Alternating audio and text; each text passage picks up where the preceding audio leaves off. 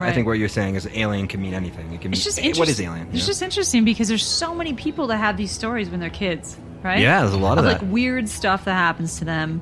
And it's almost like, if it's true, are people being tagged at an early age? You know how they go and they tag animals because they want to, try to monitor a migration or a herd of sorts? Yeah. I mean, are they doing that with humans? Oh, like a genetic experiment. You know what I wanted to ask was like, why me?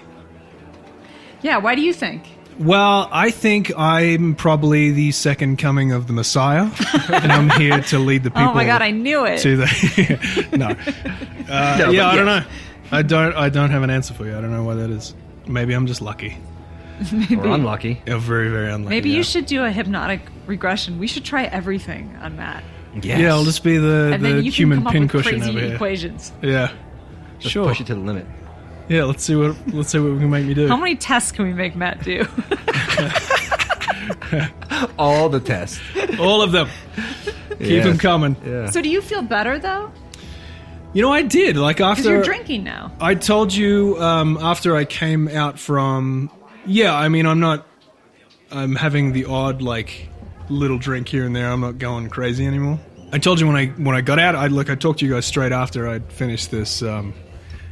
Thing with Sonja, and I said, I kind of feel, I don't know how to explain it, I kind of feel lighter. You did. When you came in, you had a look to you like you were relaxed, like you were relieved. Yeah, you were really happy. You seemed like, it was interesting. Your energy was definitely different. Yeah, I didn't really know how to take it, but it just felt lighter. I don't know. I'll be honest, you seem lighter overall the last couple months. Not that you were like some dark, depressed human being, not even close. Come on, Josh, be honest. Yeah, I know plenty of those. You were not that. I know plenty of people with clear attachments going on. Right. But yeah, you definitely had a slightly different energy. You do feel lighter and freer now. Yeah. Which is good. So whether or not all of it was a real attachment of some sort, the process of it was therapeutic. Yeah. Whatever happened, like, I agree. Just so everybody knows, we were actually at a Christmas party, and Matt disappeared to go in his car. To get rid of his entities while the rest of us had a few drinks. Yeah. And I had, nothing to drink that And night, he came back, and you were, like, happy. And I know. I think I chest bumped you. I was a little buzzed. It was awesome. I had to, go home and just kind of bump process what just happened. So. Crazy. Yeah. So anyway, that's my latest update. Nice. Feeling good. Yeah. Feeling happy. Does it make you question, just in general, like when you're sleeping, like your space? Are you more aware that there could be things feeding off of your energy? Yeah, it definitely puts that into your head, and then I think about how she said. I think it's real important to, when you feel that fear of like. I think it all happens to everyone, when you're home alone or whatever, and you're feeling like, I feel creepy right now. What's happening? Yeah. I mean, I don't feel creepy, but something creepy is going on. Yeah. Sometimes I feel creepy. I'm getting off topic here. So, you feel like that something's watching you kind of fear or whatever, or you wake up from a dream that was like really freaky or whatever, and that you're feeling that fear. I think it's to like push back against that and face it and really don't let it consume you at all. I think is a big deal. It's a good Christmas message. Yeah. It is a good Christmas message. Take I mean, because a lot of family members can be entities, right? Yeah. At Christmas time. So just remember, don't feed into the belief of fear. I am like a confident, amazing human being. 5 minutes with my family after 2 drinks and 1 comment later, I crumble like a little baby. Curled up in the fetal position. You can do Everything it, Josh. I built up is gone. You can do it this Christmas. You say that, Dad? Come on. I don't care if I get suspended in high school. It doesn't matter. Why are we bringing it up 20 years later? It's not about me. It's about your attachments. Okay. Yeah. I mean, do you want to talk to Sonja? I think I need to. I think Josh needs to go see Sonja. But what's interesting is she brought up alien abduction. I do have a counterpoint to that. It seems to me, in some of the research I've done, that most alien abductions might be not unreal, but faked, staged.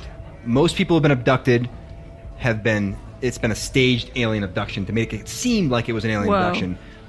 By who? I'll tell you right after the break, Mr. O'Connor. Well, all right. All right, we're back.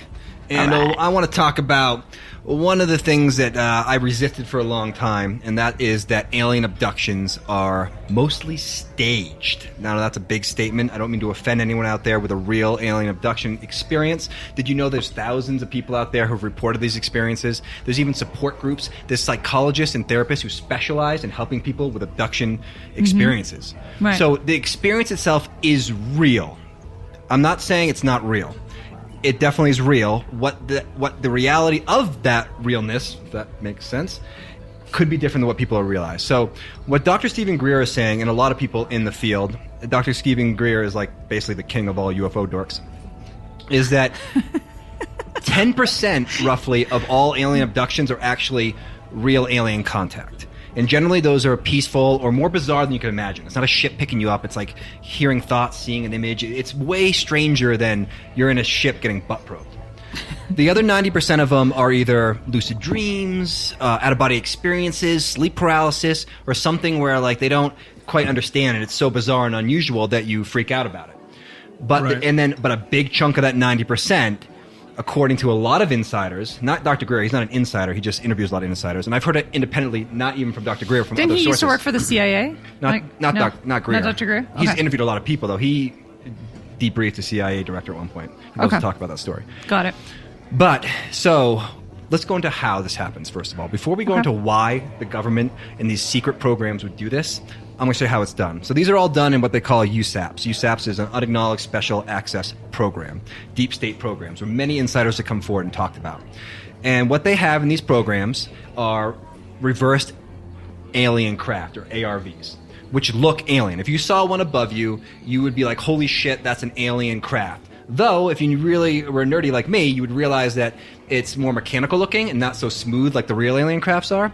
So it's a reverse engineer, the best we can do with these things. Also, how they paint USA on the side of it. It's, Right. it's a dead giveaway. There's like an eagle on it.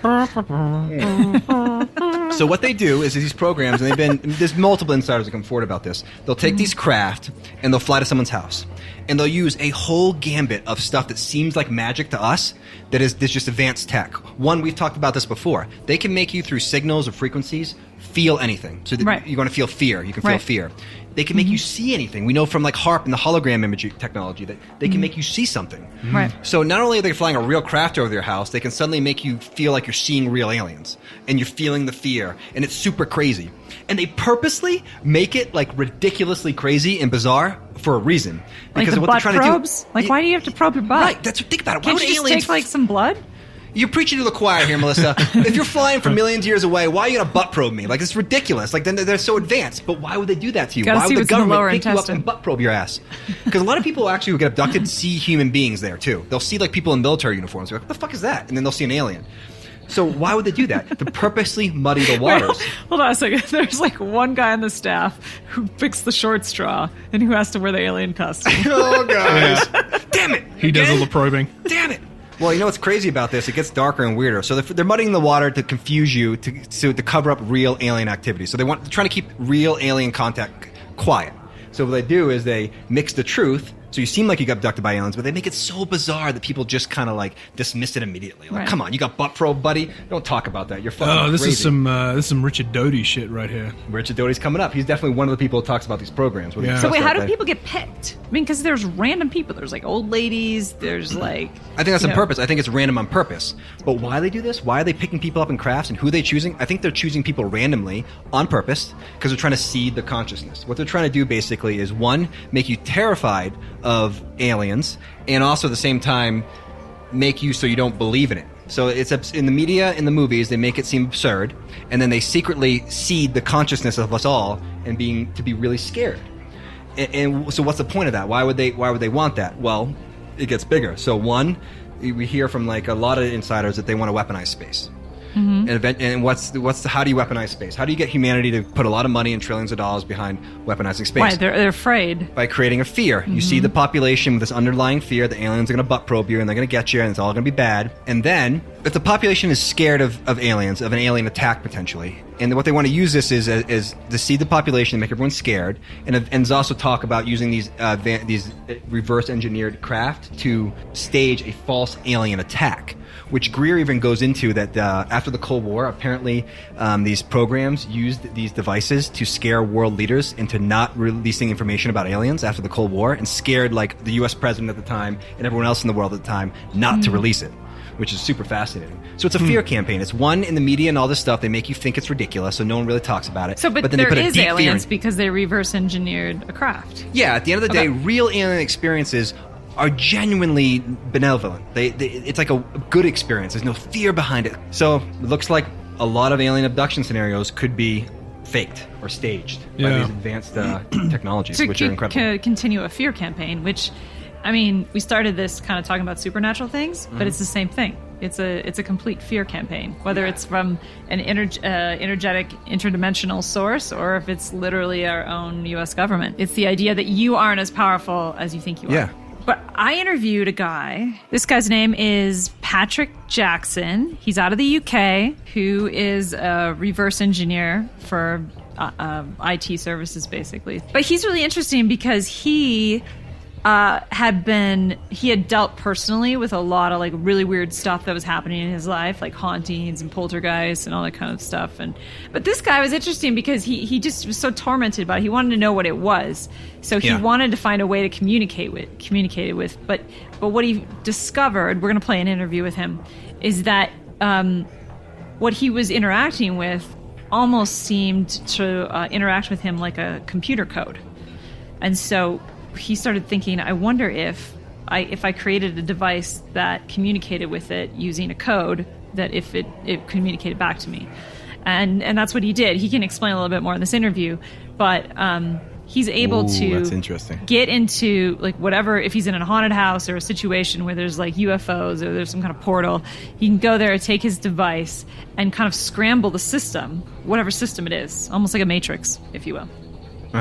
And in that, kind of irritate the system, and then they all show up and they do exactly what we're saying. They create fear in your head, and they create images and noises and all this kind of stuff. And what are we implying here? That supernatural, paranormal, ghost stuff is all a computer system?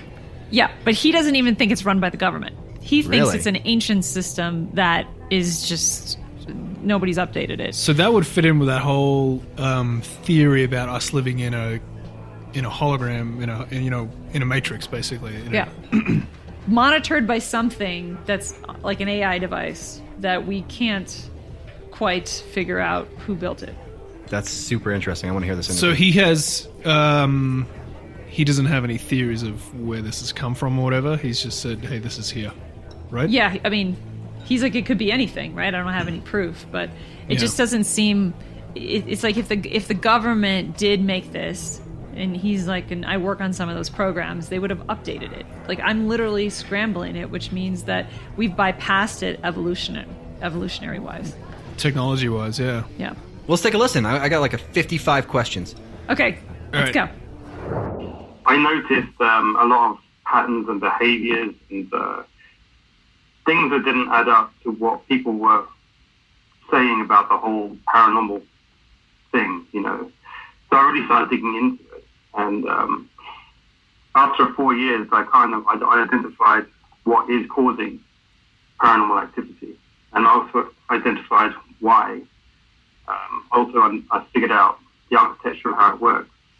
And how does it work? It's actually quite complicated. Well, try to simplify it for us lay people.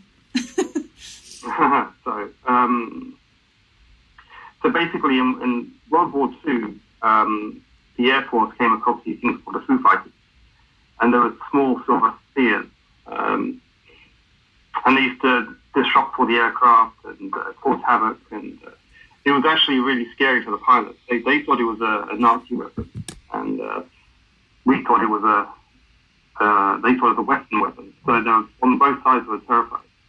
And these things would have all sorts of strange electrical effects on the aircraft, affect the gravity around the aircraft, disable it, disengage the engine, all sorts of things like that. And it got so serious that they sent a very a very high-ranked commander to investigate it, and he came back and said to the President of the United States, he said these vehicles, we don't know what they are, but they seem to be interplanetary vehicles. So with that, it all went quiet after that, and World War II ended, and no one's really said anything about these things since. However, when I did my own research, my own kind of fresh look at the whole thing, I identified these objects now operating in